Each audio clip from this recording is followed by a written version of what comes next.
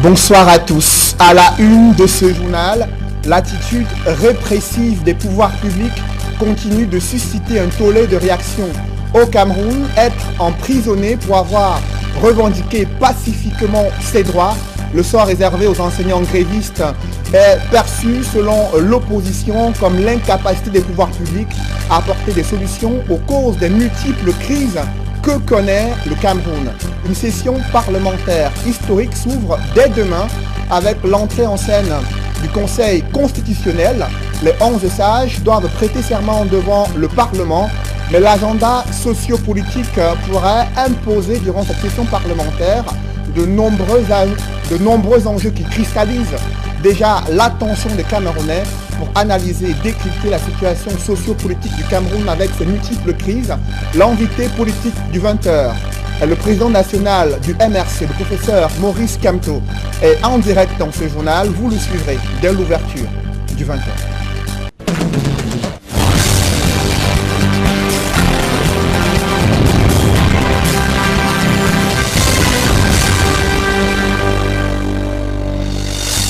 Merci de suivre cette édition complète de l'information sur Equinox Télévision.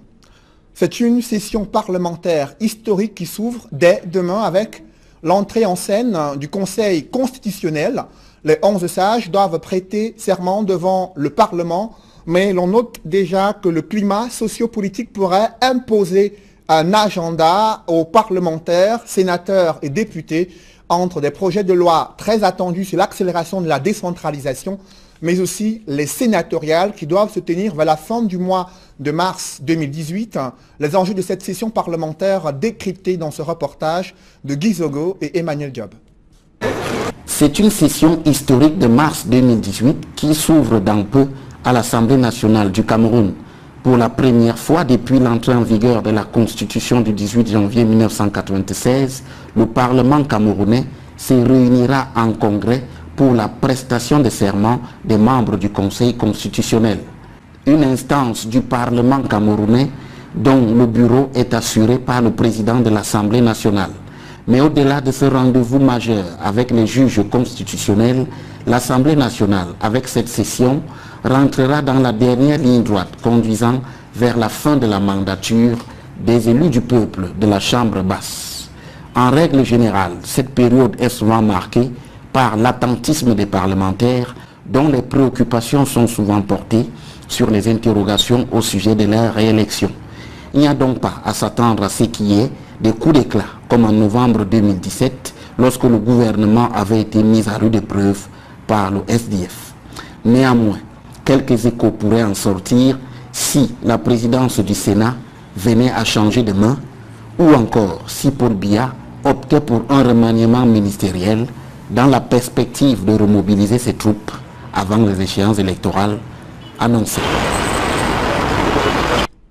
Une session parlementaire historique qui s'ouvre dès demain avec l'entrée en scène du Conseil constitutionnel. Et pour commenter cette actualité, je reçois sur ce plateau le président national du Mouvement pour la Renaissance du Cameroun, le professeur Maurice Kamto. Bonsoir. Bonsoir. Et bienvenue sur ce plateau. Merci. Vous avez suivi quelques enjeux qui ont été évoqués pour cette session parlementaire qui s'ouvre dès demain. C'est la toute première de l'année 2018 avec l'entrée en scène du Conseil constitutionnel. Vous avez suivi la nomination de ces 11 membres. Est-ce que vous en êtes satisfait? D'abord, je ne sais pas si la satisfaction porterait sur la mise en place du Conseil constitutionnel ou sur les membres qui composent le Conseil constitutionnel. Pour ce qui est de la mise en place, c'est donc de la nomination enfin des membres de cette instance qui est prévue par la Constitution de 1996 et donc que l'on attend depuis presque 22 ans. On peut se demander pourquoi maintenant. Mais peut-être mieux vaut tard que jamais. Dans tous les cas, on ne peut pas ne pas être tenté d'y voir quelques calculs politiques ou politiciens. Le plus important, c'est de savoir ce que le Conseil sera en mesure de faire. Et donc, quand vous demandez si on est satisfait, si c'est par rapport aux membres, je dirais qu'il y a là des juristes, des universitaires, donc la spécialité en droit constitutionnel est connue, et donc a priori on peut dire qu'ils feront un travail à la hauteur de ce qu'on peut en attendre. Mais il ne faut pas se hâter. Et j'ai entendu parler des 11 sages. Vous mettez des réserves? C'est le travail effectué par le Conseil constitutionnel qui nous permettra de dire s'ils sont des sages ou pas, s'ils ont agi avec sagesse ou pas. Il y a là, ai-je dit, des universitaires connus, mais il y a là aussi des gens qui ont un passé qui nous préoccupe éminemment, parce qu'ils ont un passé de fossoyeurs des élections connus au Cameroun. Et donc le fait qu'ils soient au sein de ce Conseil constitutionnel, parfois à des positions clés, est un vrai sujet de préoccupation pour nous. Justement, il y a la présidentielle qui pointe à l'horizon, et donc vous êtes l'un des candidats. Est-ce que vous avez des attentes par rapport au rôle que ce Conseil constitutionnel doit jouer durant, bien sûr, pour veiller sur la régularité de ces élections-là? D'abord, je dois peut-être rectifier, mais je ne cesse de le faire sur les plateaux de télévision. Je ne suis pas encore candidat tant que je n'aurai pas été investi par mon parti politique. J'aspire, je suis candidat à la candidature au sein de mon parti politique. J'espère qu'à l'occasion de la convention de notre parti, convention qui se tient en session ordinaire en avril prochain, les 13, 14 et 15 avril, je pourrais compter sur la confiance de mes camarades du parti pour m'investir comme candidat du parti. Pour l'instant, je ne suis pas candidat. Mais ce que l'on attend d'un Conseil constitutionnel, c'est qu'il veille au respect strict des lois prévues pour l'organisation des élections, c'est-à-dire le respect strict des règles du code électoral, avant, pendant et après les élections, puisqu'il est juge du contentieux électoral. Il y a une part du contentieux, notamment le contentieux préélectoral, qui relève des commissions départementales de supervision, mais il n'y a pas de coupure nette tranchée entre le contentieux préélectoral et le contentieux électoral. Certains aspects du contentieux préélectoral prouvant leurs conséquences et leur application dans le cadre des opérations électorales. Bref, on attend du Conseil constitutionnel qu'il soit le juge vigilant, gardien impartial de la légalité des élections, de la transparence en matière électorale et justement qu'enfin on puisse avoir au Cameroun des élections sans fraude. Mais ce n'est pas eux, ce n'est pas le Conseil constitutionnel qui évite les fraudes. Le Conseil est là pour sanctionner les fraudes. Et nous avons eu beaucoup d'espoir par le passé, par exemple en Elekam, en disant, voilà, nous avons désormais un organisme qui est détaché de l'administration de l'État, mais au bout du compte, nous avons été très déçus, notamment après les élections de 2013, parce que Elekam s'est révélé être simplement une appendice du pouvoir et surtout du parti qui est le parti dominant aujourd'hui au Cameroun. Mais Elekam a aujourd'hui un nouveau président du Conseil électoral, un nouveau directeur général des élections. Est-ce que l'arrivée de ces nouvelles personnes vous offre des perspectives d'un processus électoral plus transparent, plus crédible? Ça ne change fondamentalement rien à l'affaire dès lors que les personnalités en question sont des militants connus et notoires du Rassemblement démocratique pour le peuple camerounais, le RDPC, et qui parfois d'ailleurs siègent ou ont siégé par le passé dans des instances dirigeantes de ce parti. Donc il ne suffit pas de changer les hommes pour que Elekam devienne crédible. Il faut que Elekam, réellement, à l'occasion des prochaines échéances, montre qu'il peut organiser des élections crédibles aux yeux des Camerounais et non pas quelque chose qui va recevoir des satisfecits de je ne sais quelle communauté internationale, c'est-à-dire veille par exemple à ce qu'il n'y ait pas des votes dans les casernes militaires, ça c'est la loi qui l'interdit et nous avons essayé d'interpeller en vain Elekam à ce sujet par le passé.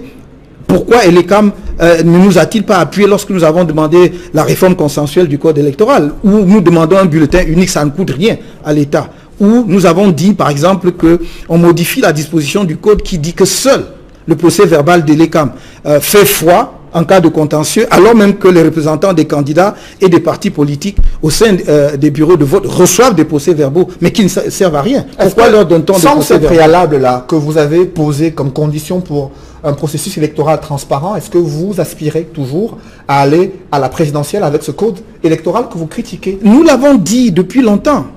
Nous irons aux élections. S'il y en a qui quelque part font de petits calculs en espérant que nous n'irons pas aux élections parce qu'ils ne veulent pas prêter oreille aux revendications des Camerounais, ils se trompent. Nous savons que ce code n'est pas l'idéal. Mais nous savons aussi que nous allons gagner les élections en dépit de ces imperfections. Pourquoi? Je vais vous dire pourquoi. Je vous en prie, allez-y. Parce que ça dépend des Camerounais et uniquement des Camerounais. Nous disons aux Camerounais, inscrivez-vous massivement sur les listes électorales.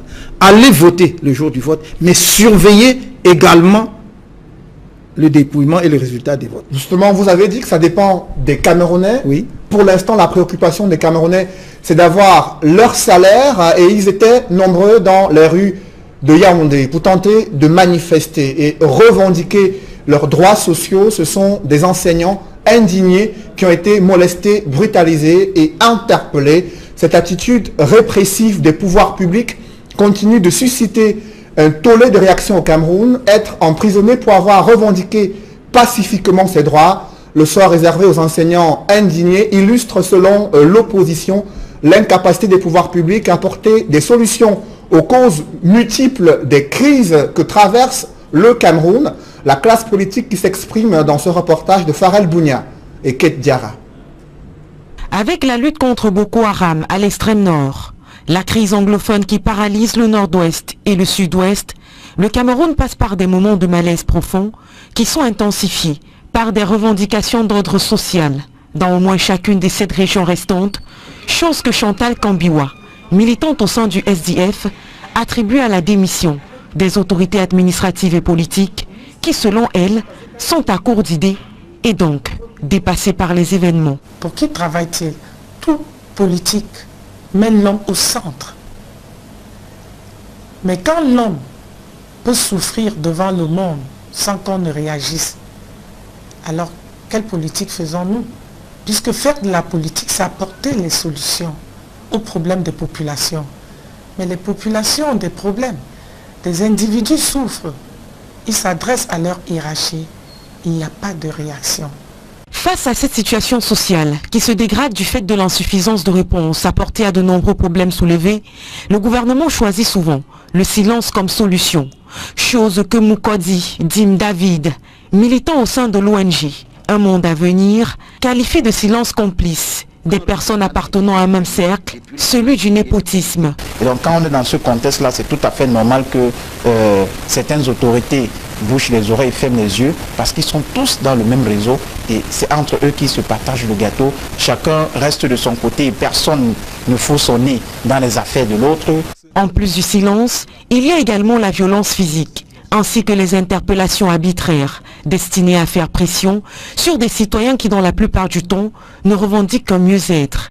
Je me dis qu'il faut arrêter cela très vite, avant qu'on se retrouve dans un autre type de crise. Vous vous rappelez bien que la crise anglophone a commencé comme un jeu. Quelques personnes, après, ça a pris d'autres dimensions. Moi, je crois qu'à chaque fois maintenant, avec cette crise anglophone qui nous affecte tous, nous devons faire attention. Mais faire attention, ce n'est pas réagir brusquement à chaque fois que les gens veulent revendiquer leurs droits. Si les gens sortent pacifiquement pour revendiquer leurs droits, la réponse doit être une réponse pacifique. Ce n'est pas au hasard qu'ils se retrouvent dans la rue. Peut-être ils ont emprunté d'autres chemins où il n'y a pas eu de réponse. Pour taire toute cette violence et solutionner le laisser-aller gouvernemental, la solution semble tout trouver au sein du mouvement pour la renaissance du Cameroun, dont Christophe Hervé, secrétaire général du MRC. Le gouvernement a perdu le contrôle avec ses citoyens et comme ça, il est temps maintenant pour que nous tous ensemble, on joigne nos forces et aller voter contre ce gouvernement pour changer et résoudre notre problème dans ces pays. Face aux revendications sociales des enseignants, les pouvoirs publics ont d'abord choisi d'envoyer les forces de l'ordre, des centaines d'enseignants placés en garde à vue pour avoir revendiqué leurs droits sociaux. Professeur Maurice Kamto, vous avez suivi de près cette actualité. Comment vous appréciez la gestion des grognes sociales au Cameroun? D'abord, la situation dont vous parlez est inacceptable. Parce qu'on parle d'enseignants dont certains ont plus de 11 mois d'arriérés de salaire. Certains sont sortis depuis 3 ans, depuis 5 ans, et n'ont pas encore été intégrés dans la fonction publique. Pourtant, ils font des prestations, c'est-à-dire qu'ils enseignent. Voyez-vous, je me demande si nous avons encore un gouvernement dans notre pays. Car nous ne cessons de dire que la jeunesse est le fer de lance de la nation. Mais qui c'est qui encadre la jeunesse? Qui c'est qui forme la jeunesse pour qu'elle, justement, soit ce fer de lance qui soit en mesure de frapper la cible? Ce sont les enseignants. Et voilà comment on les traite. Vous avez des enseignants qui, sortis de l'école, sont affectés dans des localités très reculées, par exemple de Yaoundé, où tout est concentré. Si un enseignant est à Koussery et doit être obligé de venir à Yaoundé pour suivre son salaire, qu'il ne perçoit pas, après 11 mois, après 2 ans, comment vit-il? Personne ne s'en occupe. Et dès lors qu'ils posent le problème, ils ont en retour quoi? La matraque et le cachot. Dans quel pays sommes-nous? Qui peut se satisfaire de cela? Quand vous dites, selon l'opposition, le gouvernement fait une mauvaise gestion de la crise, non, ce n'est pas suivant l'opposition. Parce que les enseignants qui sont aujourd'hui embastillés, il y en a peut-être plus de 300, ne sont pas que de l'opposition. Ils sont de tous les partis. Ce sont simplement des Camerounais, des citoyens qui travaillent et qui méritent effectivement de percevoir leur salaire. Donc, il y a non seulement une gestion catastrophique de la crise, il y a un vrai mépris du gouvernement aujourd'hui pour tout ce qui est revendication sociale. Il y a un vrai mépris pour la jeunesse. Pour la jeunesse, estime qu'il apporte des solutions au fur et à mesure, compte tenu du contexte économique et les tensions de trésorerie qui sont souvent observées ici et là, qu'il faudrait aller au cas par cas pour mettre sur pied les réformes nécessaires pour une intégration complète à la fonction publique de ces enseignants-là. Comment appréciez-vous cette réaction du gouvernement? Je voulais dire qu'il y a un vrai mépris de la jeunesse qu'on essaye par ailleurs de caresser dans le sens du poil. Parce que si on aime cette jeunesse, on ne peut pas mépriser ceux qui les encadrent. Si on aime cette jeunesse, et parmi les enseignants, il y a de nombreux jeunes, on ne peut pas les traiter de cette façon. Quand des gens formulent des revendications, et que, comme je l'ai dit, vous avez vu le déploiement, n'est-ce pas, pas simplement du nombre de policiers, mais des outils, des engins qui ont été déployés contre des gens qui n'ont aucune arme. J'ai vu justement des engins de policiers, de véhicules de policiers avec à l'avant des choses comme des socs, n'est-ce pas, pour mater la manifestation. Alors, qu'attendez-vous d'une jeunesse comme celle-là? Alors, quand vous me dites, oui, il y a une situation avec une tension de trésorerie qui impose que l'on gère au cas par cas, mais c'est la faute de qui? Mais justement, ils sont incapables de gérer. Il est temps qu'ils se rendent compte qu'ils ne gèrent pas bien le pays et qu'ils laissent la place. C'est ce que nous leur disons. Et c'est pour cela que nous demandons aux Camerounais, donnez-leur une sortie honorable en les chassant par les urnes. Justement, pour que ce ne soit pas par d'autres moyens. Professeur Maurice Kamto, cette situation fait penser à celle qui est survenue en 2016 avec les enseignants et des avocats d'expression anglaise. Et juste après, il y a eu une radicalisation sur le théâtre de la crise anglophone. Est-ce que vous redoutez le même scénario? Moi, je ne vais pas faire des parallèles faciles. Mais ce qui est sûr, c'est que quand il y a des crises à répétition dans un pays, ce n'est pas un signe de bonne santé politique, économique et sociale. Il y a donc un vrai malaise. Et un malaise qui aujourd'hui est multiforme parce que la crise anglophone, partie de revendications catégorielles, est devenue une crise politique profonde. Peut-être qu'on y reviendra au cours de cette émission. Je vous en prie. Elle est devenue une revendication politique sérieuse et que nous devons prendre avec tout le sérieux qui s'impose. Aujourd'hui, c'est une catégorie de travailleurs camerounais de la fonction publique qui s'appelle les enseignants. Mais il y en a d'autres, et bien d'autres, ils sont nombreux. Et je crains simplement qu'à force de traiter les choses de cette façon, qui est en fait une fuite en avant, quand un gouvernement est responsable et a des solutions aux réponses de ses citoyens ou de ses concitoyens, on ne répond pas par la force quand les gens justement manifestent les mains nues et dans la paix. Et donc, même si je ne veux pas faire le parallèle avec la crise anglophone, il est certain que si nous poursuivons de cette façon, on peut se retrouver sur une pente qui est absolument incontrôlable. Et donc personne, je ne suis pas prédicteur d'avenir et je ne veux pas, comment dirais-je, dire le malheur qui s'abattra sur le Cameroun, mais ceci n'est pas une façon de gérer un pays par un gouvernement responsable, à l'évidence non. Autre source de tension au Cameroun, ce sont les coupures intempestives d'électricité. Cependant, à Manjo, depuis un mois, il n'y a pas de courant et pour cause, le transformateur électrique est tombé en panne. Les multiples démarches entreprises par les populations n'ont rien donné.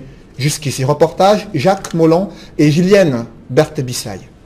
Ce poteau électrique allongé sur le sol est l'une des causes de l'absence de l'énergie électrique. Nous sommes à Mandio, l'un des arrondissements du département du Mungo.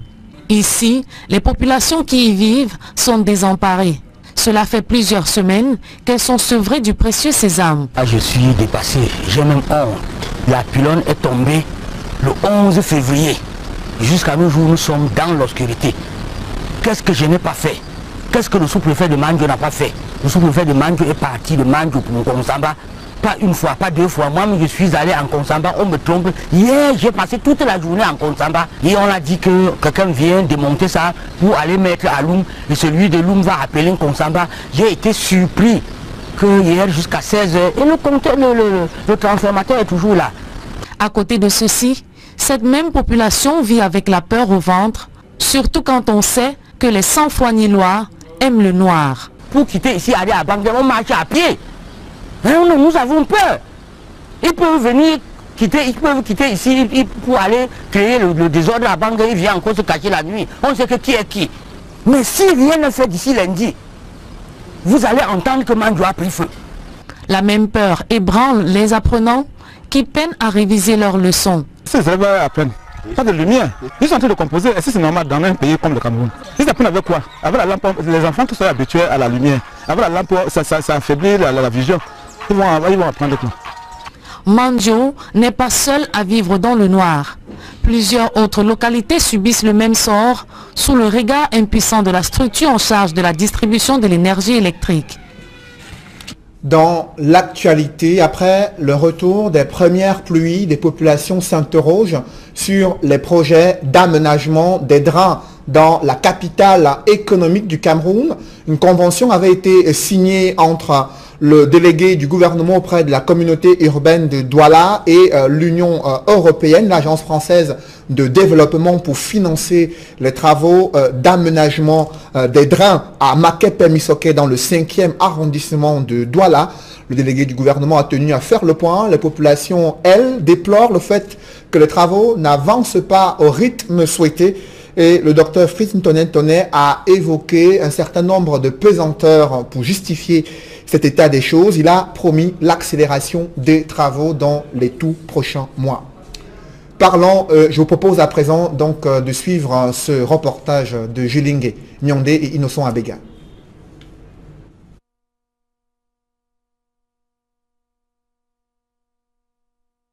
La saison des pluies qui arrive à grands pas dans la ville de Douala crée à nouveau une psychose auprès des habitants du quartier Makepe-Misoke dans l'arrondissement de Douala 5e.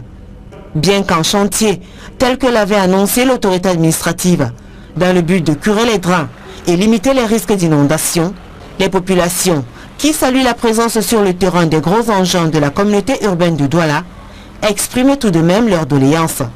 Nous, ici à Makepe-Misoke, nous avons toujours peur parce que même aujourd'hui, il y a eu un peu d'inondation. Mais ce qui est là, que ce n'est pas entré. Nous vous supplions seulement de plus creuser un peu l'eau là. C'est moins grave par rapport comme c'était avant. Non, notre problème c'est seulement qu'on attend qu'on est en train de drainer là. Que si on ne traîne pas, on va toujours avoir peur. En réponse à leurs préoccupations, le délégué du gouvernement auprès de la communauté urbaine de Douala, qui présidait la première session du comité de pilotage du projet Douala Ville Durable à Makepe-Misoke, se veut rassurant. Dans les travaux physiques de curage de drains, de leur calibrage, sont en train d'être faits. Le projet d'assainissement est en cours. Et sur les 50 km linéaires de drains, nous commençons déjà à dépasser 50% qui sont déjà bétonnés, calibrés à travers tout notre réseau primaire de drains choisi. C'est un projet complexe qui va enrôler beaucoup d'argent, 4 milliards de francs CFA. Le quartier Makepe-Misoke, régulièrement victime de la fureur des eaux de pluie, affiche un visage peu reluisant. Les mares de boue enveloppent le sol. Les maisons, pour la plupart construites en matériaux provisoires, ont parfois du mal à résister aux fortes pluies. Même ce matin, comme il a plu la nuit, personne ne pouvait passer. Quand vous venez de petits pays, pour Makepe-Misoke, vous ne pouvez pas parce que les eaux ont monté. Il faudrait donc, avec ce projet, nous avions l'espoir que nous allons bien vivre comme dans d'autres quartiers. Douala Ville Durable, c'est le fruit d'un partenariat entre la communauté urbaine de Douala et le Fonds français pour l'environnement mondial. En bref, à présent, un incendie s'est déclaré en pleine nuit au domicile du chairman du SDF à Bamenda, dans la région du nord-ouest.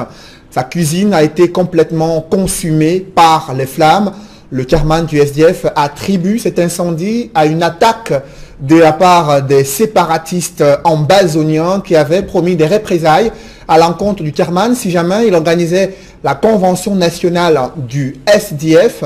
Il fonde son argumentaire sur la découverte d'un bidon d'essence à côté de sa cuisine. Les forces de sécurité se sont mobilisées. Une enquête a été ouverte par les autorités du côté de Bamenda. Des voix s'élèvent à Olembe pour revendiquer le paiement des indemnisations relatives à ce projet de construction du nouveau stade baptisé Stade Paul Biya. Le gouverneur de la région du centre y présidait une réunion pour la réhabilitation des voiries devant permettre un accès facile à ce stade. Des précisions avec Marcelin Gransop dans ce reportage. Des autochtones qui maudissent le stade Paul Biya en construction au quartier Olembe. C'est la surprise désagréable réservée au gouverneur de la région du centre.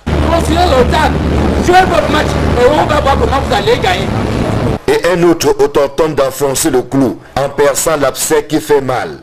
On n'est pas tellement donné qu'il attend, moi il serait pas long. Nous attendons les indemnisations pour le stade. On nous a promis, les gens ne font que mourir. Les gens qui devaient manger cet argent ne font que mourir. Ne partez pas d'ici en croyant que nous ne sommes pas derrière le président. Mais on n'est pas tellement donné qu'il attend maintenant aussi manger avant de mourir. Arrivé à la tête de la région il y a moins d'un an, Naziri Paul Biya s'en remet aux éclairages du délégué régional des affaires foncières. C'est alors que l'on apprend que les propriétaires des terrains sur lesquels est bâti le stade Olembe ont été indemnisés depuis fort longtemps. Les populations qui ont donné le terrain où se trouve le stade ont été indemnisés. Mais il peut avoir des erreurs. Mais s'il y a les gens qui n'ont pas été indemnisés, ils doivent faire les requêtes et vous les déposer auprès du gouverneur de la région du centre. Ce que contestent une fois de plus les riverains. S'ils ont indemnisé, s'ils ont payé les pieds de cacao ou bien les pieds de manioc, ils ont dit qu'ils ont indemnisé. Ils n'ont rien donné. Vous prenez 200 hectares aux gens. On n'a même pas là où mettre un grain de maïs à terre. Nous sommes égarés dans un océan ou bien dans un désert sans boussole. Malgré ces contestations, le gouverneur de la région du centre, qui était à la tête d'une forte délégation composée des autorités administratives, municipales et traditionnelles, a déroulé l'objet de sa présence à Olembe 1. Le ministre des Domaines et du Cadastre des Affaires foncières a pris un arrêté de déclaration publique réhabilitant certains tronçons devant desservir le stade Olembe. Donc nous partons du petit marché Fougerolles jusqu'à l'abattoir. Ensuite, nous partons de Nkolumbo jusqu'aux logements sociaux d'Olembe 2. Nous partons de Tinga Village jusqu'au carrefour Sang du côté de Soa et Tinga Village, Nkozwa, sortie collège Péniel. Donc toutes les populations qui se trouvent, qui sont riveraines de ces routes sont concernées. 8 villages situés dans les arrondissements de Soa, de Yaoundé 1er et de Yaoundé 5 sont concernés par ces travaux qui vont commencer incessamment. Elles doivent apprêter premièrement les photocopies des cartes d'identité. Celles qui sont propriétaires des titres fonciers, elles doivent apprêter les photocopies de ces titres fonciers pour lorsque le dossier est en cours d'immatriculation, qu'elle apporte le dossier souche. La commission de constat et d'évaluation a effectivement commencé le recensement des biens des personnes qui seront indemnisées. Le gouverneur leur a donné 2 semaines jusqu'à la mi-mars pour boucler leurs travaux afin que la réhabilitation des tronçons concernés soit enclenchée. Des travaux routiers qui doivent être livrés en même temps que le stade d'Olembe. Le temps presse et il faut faire vite. Ce sempiternel problème des indemnisations se pose avec acuité sur presque tous les projets structurants en cours de réalisation au Cameroun. Professeur Maurice Kamto, vous également avez suivi ce reportage réalisé sur le site d'Olembe où les populations bloquent les travaux relatifs à la construction des voiries devant desservir ce stade attendu pour la CAN 2019 et les indemnisations qui ne sont pas toujours disponibles. Qu'est-ce qui explique cette situation selon vous? Premièrement, je pense que les projets ne sont pas bien étudiés. Parce que lorsque les projets sont bien étudiés et les lieux de réalisation des projets identifiés, on procède, et c'est la loi qui le dit, en tout cas la législation camerounaise qui le prévoit, à une juste et préalable indemnisation. On n'indemnise pas après avoir démarré les travaux, premièrement. Et deuxièmement, si je suis le reportage que vous venez de faire passer, cela veut dire qu'on réalise simplement que certaines voiries doivent être construites ou réhabilitées et donc probablement élargies pour la desserte du stade. Cela veut dire donc que dès le départ, on n'a pas intégré ces voies de desserte dans l'étude du projet de stade. C'est pour cela que je dis que c'est un problème de défaut d'études, d'insuffisance dans les études et qui affecte en fait tout ce qu'on a appelé les grandes réalisations ou les grands projets ou les grandes réalisations qui ne sont pas encore réalisées, mais enfin, peu importe. Donc ça, il y a d'abord cela. Ensuite, il y a l'incurie de la plupart des agents fonctionnaires de tous les niveaux qui sont dans la chaîne de l'indemnisation et de la réalisation de ces projets. Vous avez entendu les populations se plaindre qu'on leur avait promis l'indemnisation, mais nous avons eu cela avec le port en eau profonde de Kribi et avec d'autres projets. C'est la même rengaine. Cela veut donc dire que, au fond, les budgets alloués à l'indemnisation des populations n'arrivent pas aux populations. Et il faut toujours rattraper en cours de route. Et finalement, on ne sait pas combien coûte l'indemnisation d'un projet au Cameroun. Troisièmement, il me semble qu'il faut clarifier les choses. Lorsque le gouvernement veut entreprendre un projet, je pense que, et cela est en conformité avec la législation foncière, il doit y avoir une période de publicité sur le lieu de la réalisation et pour que tous ceux qui ont effectivement des doléances à formuler, les formulent. Ça, c'est d'ailleurs dans la phase d'étude, ce n'est pas lorsqu'on réalise. Et donc, tous les ayants droit et tous ceux qui peuvent prétendre à des indemnisations s'expriment à ce moment-là. Les commissions descendent sur le terrain, les identifient, et à partir de ce moment-là, le gouvernement arrête le budget de l'indemnisation. Mais ce n'est pas quand on a lancé les projets. Vous voyez, dans votre reportage, on montre le stade déjà en construction. Et on nous dit, on est en train de vouloir indemniser les gens pour les voiries. Donc il y a un vrai problème, et cela participe, je termine par là, justement, de la preuve de l'incompétence manifeste du gouvernement actuel. Ils ne sont pas compétents, il faut le dire. Je regrette. Autre crise majeure que connaît le Cameroun, c'est la crise anglophone. On en parlait au cours de ce journal. 2 ans après la répression des enseignants et les avocats d'expression anglaise, cette crise a pris les allures d'une guerre contre les séparatistes anglophones dans les régions du nord-ouest et du sud-ouest. Il y a des enlèvements des autorités administratives, des attaques perpétrées contre des gendarmes, mais aussi la situation humanitaire qui se dégrade pour les populations. Comment analysez-vous les mutations observées sur le théâtre de cette crise anglophone? C'est la même chose. C'est le manque de volonté du gouvernement, le mépris pour la population, pour les revendications des populations, et ensuite, je reviens au mot que j'ai utilisé tout à l'heure, à l'incompétence dans la gestion des affaires publiques. Quand on demande aux Camerounais le mandat d'assumer les responsabilités les plus élevées, on a le devoir d'apporter les solutions qu'il faut aux problèmes qui se posent au pays et aux problèmes que posent les mêmes populations. Le président de la République estime qu'il était important de sécuriser ces régions dans un premier temps, et ensuite il a dit que la commission de promotion du bilinguisme et du multiculturalisme va s'attaquer au nœud du problème. Écoutez, vous rappelez là, bon, c'est la rengaine gouvernementale, vous êtes dans votre rôle de journaliste, mais si vous enleviez un tant soit peu votre casquette de journaliste et regardiez les choses comme un simple citoyen, je ne parle pas de militant, de quoi que ce soit, comme un simple citoyen, vous constaterez avec moi qu'il y a eu une gestion en dépit du bon sens de ce dossier, pour ne pas dire qu'il y a eu absence de gestion. Tenez, vous me dites, on a nommé une commission de promotion du bilinguisme. Ensuite, on veut sécuriser pour que cette commission puisse faire son travail. Mais comment en est-on arrivé là? Un petit saut en arrière nous montre que lorsque cette revendication s'est formulée vers la fin de l'année 2016, on en était encore à des revendications catégorielles. C'était les enseignants d'une part et les avocats d'autre part.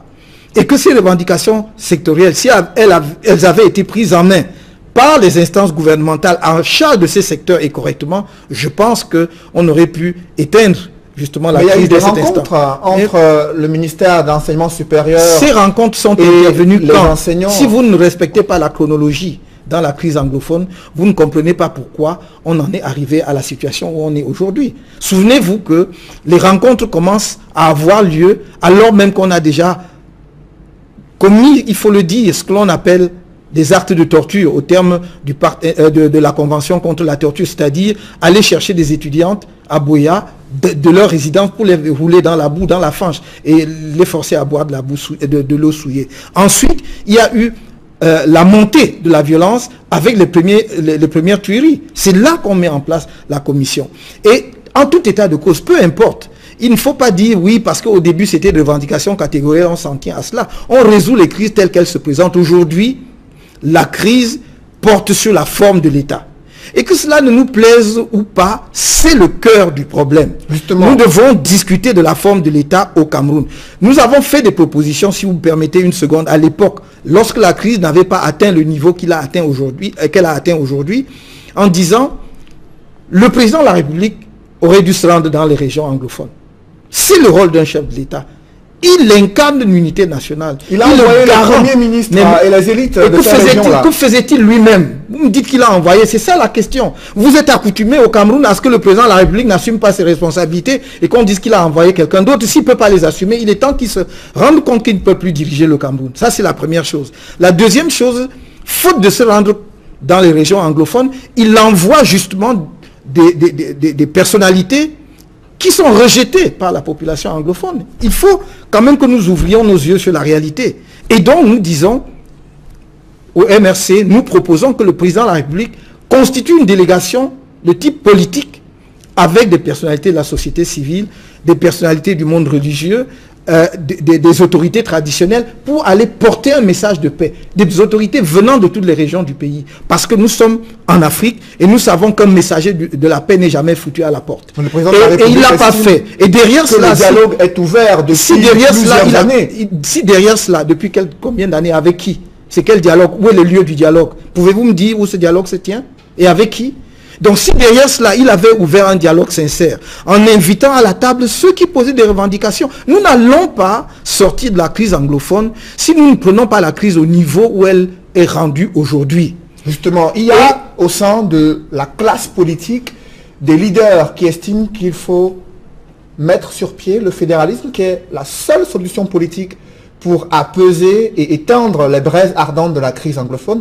Vous, qu'est-ce que vous en pensez? Je vous ai toujours dit ceci. Notre position est constante. Il n'y a que la sécession qui n'est pas sur la table. La sécession, on n'en parle pas. Ce n'est pas négociable. Ce n'est pas une option possible. Nous nous sommes battus, que ça plaise à certains ou pas. Nous nous sommes battus au Cameroun pour que ce pays reste entier. Et qu'aucune partie de notre pays n'aille ailleurs. Ce n'est pas maintenant que nous allons pouvoir envisager une seule seconde la possibilité que l'on puisse faire la partition du Cameroun. Et sur le fédéralisme, une fois qu'on a mis cela hors du jeu, toutes les options sont sur la table. Et moi, en tant que dirigeant d'un parti politique, si mon parti fait de moi son candidat demain, et comme je l'espère, les Camerounais me font confiance, ma responsabilité est d'amener tous les acteurs autour de la table pour discuter de la meilleure solution possible, c'est-à-dire de la meilleure forme de notre État. Il fut un temps où j'ai défendu becs et ongles l'idée que la décentralisation telle que prévue dans la Constitution de 1996 pouvait être la réforme adéquate, la réponse adéquate. On voit bien aujourd'hui qu'on a dépassé ce niveau-là. Alors, quelle est votre vision aujourd'hui, concrètement, sur cette crise-là? J'y viens et je vais vous en parler. Et donc, je suis dans une posture où, si je dois diriger le Cameroun demain, je n'ai pas à donner ma position. Ma position, c'est d'organiser le dialogue maintenant. Parce que c'est de ce dialogue que va sortir la meilleure solution possible pour le pays. Si je vous dis que je défends le fédéralisme, personne ne sait ce que j'ai dans la tête ou dans le cœur. Mais si je vous dis que je défends le fédéralisme, je ferme d'emblée la porte à la possibilité de débat avec ceux qui sont favorables à la décentralisation. Si je dis que je défends la décentralisation, mes compatriotes anglophones et qui sont nombreux aujourd'hui à revendiquer le fédéralisme considéreront qu'on les a exclus du jeu. Officielle du MRC sur la forme de l'État. La position officielle du MRC, c'est que c'est le dialogue qui va permettre de sortir la forme de l'État qui est adéquate. Si nous n'étions pas un parti qui aspire à diriger le pays, je vous donnerai ma position, parce qu'à ce moment-là, je ne cours aucun risque. Mais comment voulez-vous que quelqu'un qui veut diriger le pays dise par anticipation quelle est sa position et qu'il convoque un dialogue? Justement, ça n'a pas de sens. C'est du dialogue qui va sortir. J'ai dit, le débat sur la forme de l'État est ouvert. Donc, tout est sur la table. Les Camerounais débattront. Et je suis sûr qu'ils sont assez intelligents et assez sages pour sortir la meilleure forme. Dans la perspective de cette élection présidentielle très attendue cette année 2018, vous avez engagé des concertations avec des leaders politiques, avec des Camerounais résidant à l'étranger. Quelles sont les premières retombées de ces concertations, de ces rencontres que vous avez initiées? Merci. Je ne vous dirai pas les retombées ce soir parce que les concertations se poursuivent. Et vous avez vu que depuis, je ne fais pas de communiqué après chaque concertation. C'est parce que je voudrais aller jusqu'au bout des concertations et rendre public, informer les Camerounais du résultat de mes concertations. Peut-être que ces résultats seront décevants. C'est une possibilité. Mais peut-être qu'il y aura une belle surprise. Soyez un peu patient. Je poursuis ces consultations. À travers justement ces consultations. C'est de créer une coalition. Je ne dis pas autour de moi, oui. Si je suis le candidat de mon parti, je voudrais que ce soit autour, en tout cas, du candidat du MRC. Oui. Pourquoi? Parce que nous sommes rendus à un niveau où il faut que l'on se parle franchement. Lorsque vous voulez faire une coalition, il y a un certain nombre de questions simples qu'il faut se poser. Lesquelles? Dans la coalition, qui sont ceux qui tiennent le terrain? Si vous ne répondez pas à cette question, vous pouvez faire toutes les coalitions qu'il faut ou que vous voulez, ça ne donnera rien. Comprenez-moi bien, je distingue la coalition du candidat unique de l'opposition, dont on n'en parle pas, parce que c'est un faux problème. À l'occasion de chaque élection, on dit si l'opposition n'a pas un candidat unique, elle va échouer. En fait, c'est signer d'emblée l'échec de l'opposition, puisqu'on sait qu'il n'y aura pas de candidat unique. Puisque même si l'opposition parvenait à un candidat unique, le pouvoir susciterait d'autres candidats pour qu'il n'y ait pas de candidat unique. Donc on ne parle pas de candidat unique. Et de toute façon, si on dit que Foundi a gagné en 1992, mais il n'y avait pas de candidat unique de l'opposition. Je vous rappelle qu'il était candidat, que l'UNDP avait un candidat. Et vous avez soutenu cette candidature? Je l'ai soutenu en 92. Donc, si vous permettez que je termine simplement en disant qu'est-ce que j'attends, c'est qu'on constitue une plateforme qui ne devrait pas, à notre sens, s'arrêter à la présidentielle. Ça doit s'étendre aux législatives et aux municipales. Nous voulons demain, non seulement que l'opposition contrôle l'exécutif, mais qu'il contrôle le Parlement avec une coalition majoritaire, donc avec des partis politiques, pour que nous avons suffisamment critiqué d'ailleurs la majorité obèse du RDPC, qui croit que tant qu'ils n'ont pas les 180 députés, ils ne peuvent pas gouverner. Nous voulons demain partager avec les autres partis politiques de l'opposition pour avoir une coalition majoritaire à l'Assemblée nationale. Parlons justement de cette coalition-là. Vous avez soutenu en 1992 la candidature de John Foundi à l'élection présidentielle, et en 2018, le SDF a choisi d'investir un autre candidat, Joshua Ossi, pour être le porte-étendard du SDF. Oui. Comment appréciez-vous ces changements observés au sein de ce parti politique? Je n'ai pas apprécié. Chaque parti politique est libre, à travers ses structures, de désigner qui est-ce qu'il croit à un moment donné être son porte-drapeau, être celui qui présente les meilleures chances pour permettre à ce parti d'atteindre ses objectifs. J'en prends acte. Et Joshua aussi, vous travaillerez avec le candidat SDF à l'élection présidentielle dans une perspective de coalition, professeur Maurice Kamto? Je n'ai pas de raison de ne pas aller vers quelque candidat que ce soit, si ça peut effectivement déboucher vers une coalition autour d'une candidature que nous croyons solide, appuyée sur un appareil politique solide, parce qu'implanté sur l'ensemble du territoire national, personne n'en doute aujourd'hui, même ceux qui nous regardaient de manière oblique aujourd'hui ne le font plus. Et nous pensons que si nous sommes sincères dans la volonté de changement, parce que c'est cela qui nous amène à soutenir la candidature de Froundi en 92, c'était la volonté de changement exprimée massivement par le peuple camerounais. Si nous sommes sincères dans cette démarche, nous devons intégrer ces éléments et dire voilà le candidat, ou voilà la formation politique qui présente un candidat autour duquel on peut effectivement s'organiser pour obtenir le changement après lequel notre peuple court depuis 1992. Je vous signale que lorsque j'ai rencontré le SDF, puisque j'ai rencontré le secrétaire général du SDF à la demande des structures dirigeantes du SDF. Quelle a été la teneur de vos échanges?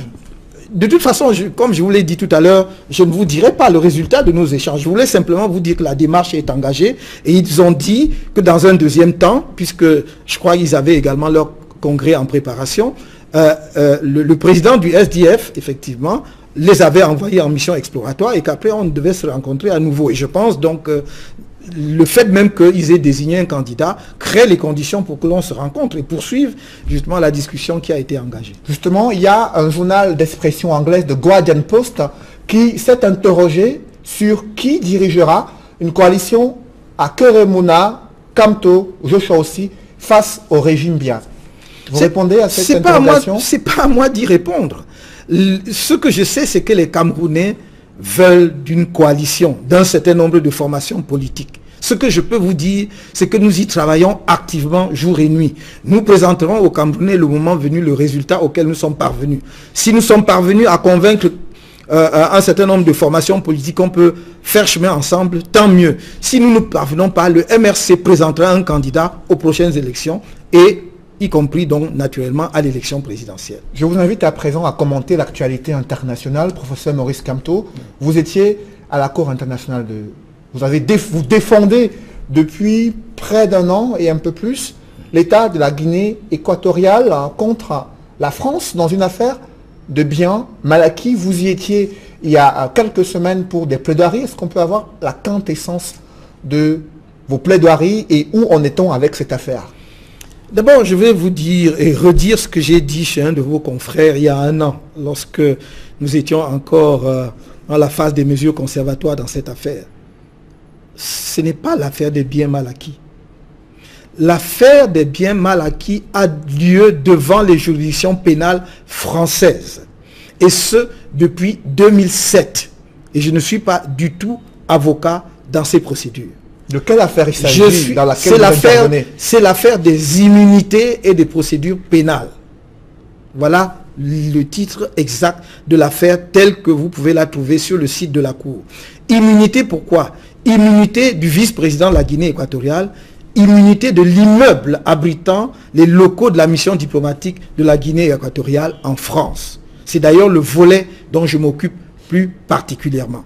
Et ce que nous avons fait jusqu'à présent dans cette procédure, c'est d'abord de demander des mesures conservatoires, parce que dès lors que l'immeuble abritant les locaux de l'ambassade de la Guinée équatoriale à Paris avait fait l'objet d'une saisie pénale, dans le cadre des procédures devant les juridictions françaises, il y avait lieu de craindre que l'on puisse procéder à la vente de l'immeuble. Et ce serait contraire à toutes les conventions internationales de voir que non seulement on a saisi l'immeuble abritant les locaux d'une mission, mais qu'on l'a mis et dont l'ambassade se serait trouvée à la rue. Nous avons donc demandé des mesures conservatoires. La Cour internationale de justice nous a en tout cas accordé à la Guinée équatoriale ces mesures conservatoires. Ensuite, la partie française a soulevé ce qu'on appelle des exceptions préliminaires de compétence de la Cour, en disant que la Cour n'est pas compétente pour connaître de cette affaire. Et c'est ce qui a donné lieu à la phase récente que nous venons de plaider à La Haye au nom et pour le compte de la République de Guinée équatoriale. Nous avons essayé de démontrer pourquoi la Guinée équatoriale croit que la Cour est compétente dans cette affaire, et nous attendons que la Cour rende son arrêt dans les 4 ou 6 mois qui viennent à ce sujet. Dans le commun des Camerounais, ces deux affaires ne peuvent pas être dissociées en raison, bien sûr, des conditions de vie des populations en Guinée équatoriale. Vous défendez l'État de la Guinée qui est incarné par un président qui a aussi une longévité au pouvoir, dont le fils est vice-président. Est-ce que vous entendez ces critiques qui vous sont formulées, vous qui êtes opposant au Cameroun, à un régime qui a les mêmes similitudes que celui de la Guinée équatoriale? Voulez-vous dire que les Camerounais seraient d'accord que s'il y avait des procédures en France qui conduisent à la saisie de l'immeuble abritant les locaux de l'ambassade du Cameroun, je ne devrais rien faire parce que je suis contre le régime ou le pouvoir en place?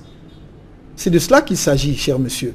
Et si la presse veut entretenir la confusion là-dessus, parce que ça plaît à quelques-uns, libre à la presse de le faire. Mais j'ai été assez clair. Dans la procédure devant la Cour internationale de justice, c'est une procédure entre deux États. Je crois qu'il ne vous a pas échappé qu'il s'agit d'un côté de la Guinée équatoriale et de l'autre, la République française. Dans les procédures qui ont lieu devant les juridictions françaises, il s'agit d'une procédure pour bien mal acquis visant des personnes physiques identifiées.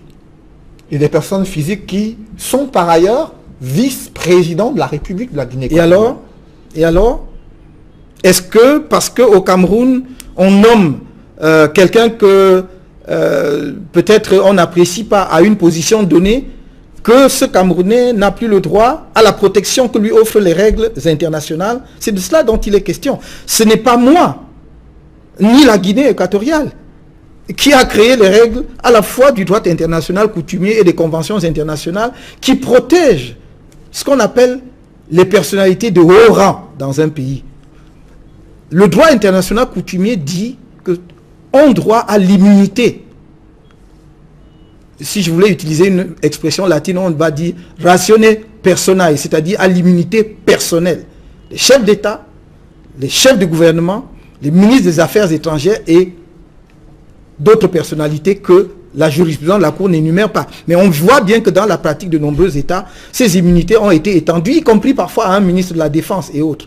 Donc, vous estimez que parce que on n'aime pas le régime qui est en place en Guinée équatoriale, ou qu'on leur ferait des griefs, un vice-président équato-guinéen n'a pas droit à la protection que lui offre le droit international. Je suis d'avis contraire. Et moi, je suis juriste internationaliste, et c'est ce que j'essaye de faire obtenir, ou en tout cas nous, de l'équipe de Guinée équatoriale, nous essayons de faire obtenir devant la Cour, c'est-à-dire l'application du droit international. Savez-vous, monsieur, que si, poursuivons votre raisonnement jusqu'au bout, si on voulait poursuivre ce jeu jusqu'au bout, on se poserait la question.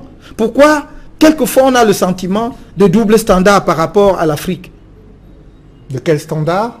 Je veux dire, si on veut poursuivre des gens pour bien mal acquis, si on veut poursuivre des gens parce qu'on les soupçonnerait d'avoir distrait justement des biens appartenant à leur pays, je crois qu'il serait juste que cela s'applique à tous les dirigeants, d'où qu'ils viennent.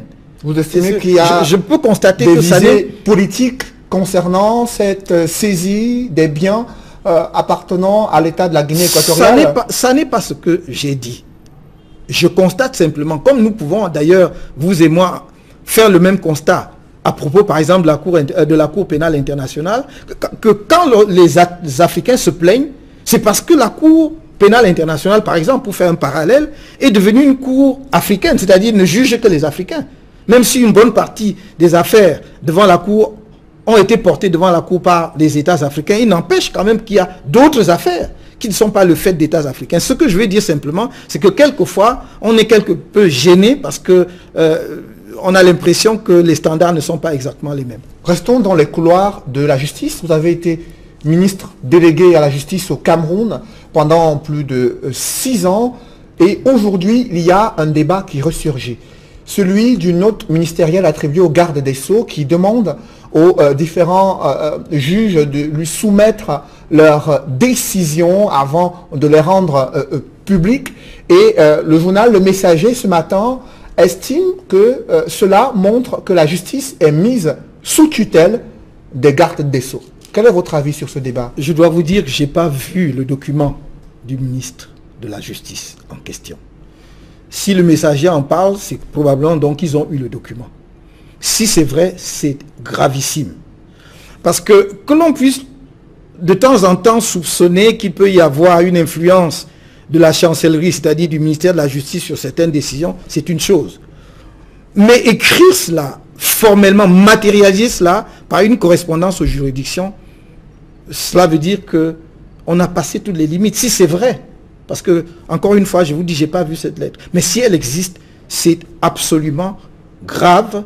Et je pense que ce serait suffisamment grave pour que non seulement nous nous y intéressions de plus près, mais peut-être même que le Parlement, justement, interpelle les responsables gouvernementaux en charge de ce secteur-là, dans le cadre des questions orales ou des questions au gouvernement, parce que ça mérite des clarifications. Si une telle information est vraie, c'est extrêmement grave. Nous savions que l'indépendance, ce mot qui est si cher aux praticiens du droit, qu'ils soient du côté de la magistrature ou du côté de l'avocature, que l'indépendance de la magistrature n'est pas toujours acquise, mais quand même, on pensait qu'on pouvait de temps en temps laisser le juge avec sa conscience et la loi, comme l'on dit, c'est dans le statut de la magistrature. Parce qu'on dit que le magistrat n'obéit qu'à la loi et à sa conscience. Mais s'il y a une conscience tierce, s'il y a une autorité tierce qui peut interférer de telle manière que vous le décrivez, c'est-à-dire de façon aussi manifeste, explicite par une correspondance, je pense que cela mérite l'attention des autres institutions de la République, et en tout cas il y a de quoi faire comment dirais-je, de quoi créer des soucis réels au sein de l'opinion. Vous êtes juriste internationaliste également, vous suivez le tribunal criminel spécial qui a été créé au Cameroun pour poursuivre ces détourneurs de fonds publics. Également, il y a des dispositions qui ont été mises en place pour la restitution du corps de délit. Près de 5 ans après la mise en place du TCS, quel bilan faites-vous de cette juridiction et de la lutte contre la corruption? Je ne suis pas en mesure de faire un bilan parce que je n'ai pas, premièrement, les statistiques de toutes les affaires qui ont été portées devant le TCS. Je n'ai pas un montant consolidé de l'ensemble des sommes qui faisaient l'objet justement de poursuites, en tout cas dont on a légué le détournement ou la distraction par les personnes poursuivies. Parce qu'il faudrait avoir ces chiffres-là pour voir ensuite. Et troisièmement, je n'ai pas les chiffres sur ce que l'État a pu rentrer jusqu'à présent parce que nous ne sommes pas informés des montants qui ont été effectivement recouvrés. Et donc, c'est d'abord par là que nous devons commencer, et surtout vous de la presse, interpeller le gouvernement. Dites-nous, donnez le bilan, parce que nous ensuite, nous sommes dépendants de ce que dit le gouvernement pour pouvoir réagir. Il y a un certain nombre de personnalités qui ont été mises en prison au motif qu'elles auraient effectivement détourné des biens publics, elles auraient été corrompues. Ça portait sur quel montant? Vous savez qu'il y a des gens qui au départ étaient poursuivis pour des centaines de milliards ou cinquantaines de milliards ou des dizaines de milliards, et tout cela s'est réduit en peau de chagrin au point où je crois qu'il y a un des ministres en prison à qui on reprochait des dizaines de milliards et qui s'est retrouvé avec 15 millions qu'on lui reprochait, 15 millions de francs CFA. Vous imaginez? Et donc, avec tout cela, on ne peut pas faire un bilan. Ce que l'on peut noter, en revanche, c'est que la corruption ne s'est jamais aussi bien portée qu'aujourd'hui dans nos pays. Comment expliquer cela, malgré la présence de l'ANIF, la commission anticorruption, ce TCS qui est également mis en place, des juridictions comme qui existent également, le contrôle supérieur de l'État? Comment expliquer que la corruption continue de gangréner les usages? Parce que je crois qu'on n'a pas pris l'affaire par le bon bout. Il nous semble qu'une lutte efficace contre la corruption exige premièrement que les fonctionnaires des administrations que l'on considère généralement comme les plus corrompus ne restent pas en place pendant longtemps. Il y a une époque où les magistrats et d'autres fonctionnaires ne restaient pas en place plus de 3 ans. Donc il faut les tourner pour qu'ils n'aient pas le temps justement d'être tentés ou d'installer des réseaux de corruption. La deuxième chose, c'est que il faut être absolument ferme. On doit avoir la main ferme en matière de sanctions, de répression. Et donc non seulement vous interpellez les gens après avoir bien monté les dossiers, parce qu'il ne faut pas partir justement sur des informations et des rumeurs, interpeller les gens et les détenir injustement en prison. Je vois par exemple, quand on regarde le dossier, enfin quand on entend parler de certains dossiers comme celui par exemple de l'ancien ministre d'État Marafa, ou même de l'ancien ministre d'État Jean-Marie Atang-Mbara, en faveur de qui on a prononcé une décision de relax, et on l'a maintenu en prison pour le lendemain démarrer une nouvelle procédure qui permet de le garder en prison. Tout cela ne fait pas sérieux. Vous prenez le cas du ministre d'État Marafa. Je ne sais pas ce qu'il y a dans ces dossiers. Je n'ai jamais été mêlé à aucun de ces dossiers dont je ne connais pas le contenu, mais je sais au moins une chose. C'est qu'il y a une décision d'instance internationale qui disent effectivement que son dossier est vide et qu'il est aujourd'hui considéré comme un prisonnier politique. Je parle d'une décision des instances onusiennes des Nations Unies, devant lesquelles le gouvernement soumet des rapports chaque année. Et donc si, justement, une instance comme celle-là vous dit, vous détenez injustement telle personnalité, il est temps, justement, qu'on reconsidère son cas et qu'on le mette en liberté. Je termine donc en disant, la troisième chose, c'est que lorsque vous interpellez les gens, vous ne pouvez pas continuer à leur laisser la possibilité de jouir des biens qu'ils ont détournés. Il faut donc les saisir. Il faut les mettre sous séquestre. Enfin, il y a toutes sortes de formules pour que ces biens ne soient pas mis à la disposition de ceux qui en ont profité. Merci, professeur Maurice Kamto. Je précise que vous êtes le président national du mouvement pour la renaissance du Cameroun. Merci. Mesdames, messieurs, c'est la fin de ce journal. Merci de l'avoir suivi. Je vous souhaite une bonne soirée sur Equinox Télévision, juste après cette édition du 20h, l'émission Regard Social, présentée par Flavien Valodongo. Bonne soirée sous cette même antenne.